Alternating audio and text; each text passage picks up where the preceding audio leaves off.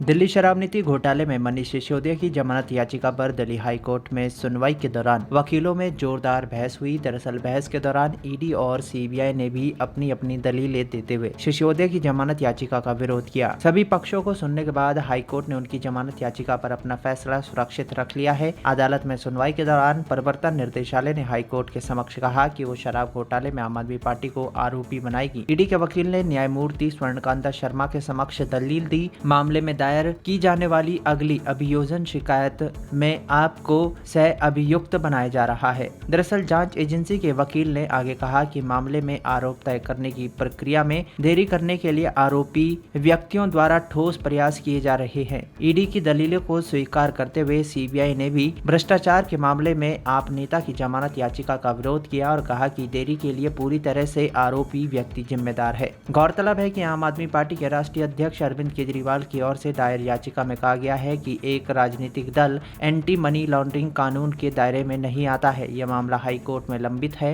हाल ही में उच्च न्यायालय ने मामले में केजरीवाल की गिरफ्तारी को बरकरार रखते हुए माना है कि मनी लॉन्ड्रिंग अधिनियम की धारा 70 की धारा के तहत धांधली की गई है। ईडी ने आपकी तुलना एक कंपनी और केजरीवाल की तुलना निर्देशक के रूप में की थी। बता दें, मनीष सिसोदिया के लिए जमानत की दलील देते हुए उनके वकील ने कहा कि ईडी और सीबीआई अभी भी मनी लॉन्ड्रिंग और भ्रष्टाचार मामले में लोगों को गिरफ्तार कर रही है और मुकदमे का ट्रायल जल्द ही शुरू होने का कोई सवाल ही नहीं। सिसोदिया का प्रतिनिधित्व कर रहे वरिष्ठ अधिवक्ता मोहित माथुर ने कहा कि निचली अदालत के न्यायाधीश ने जमानत याचिका खारिज करते हुए ये नहीं दिखाया कि आप नेता ने देरी में कैसे योगदान दिया है। उन्होंने तर्क दिया है कि मैंने अपनी पत्नी से मिलने के लिए आवेदन किया था, इसके बाद मैंने चेक पर हस्ताक्षर करने के लिए एक आवेदन दिया, इससे सुनवाई में देरी कैसे होती है? मैंने कार्रवाई में देरी में कैसे योगदान दिया? निचली अदालत ने कहा कि 38 आवेदनों में से 13 सिसोदिया ने दायर किए थे, लेकिन अदालत ने ये नहीं कहा कि मेरे आवेदन ने देरी में कैसे योगदान दिया। मेरी पिछली जमानत खारिज होने के बाद 3 आरोपियों को सुप्रीम कोर्ट से राहत मिल चुकी है।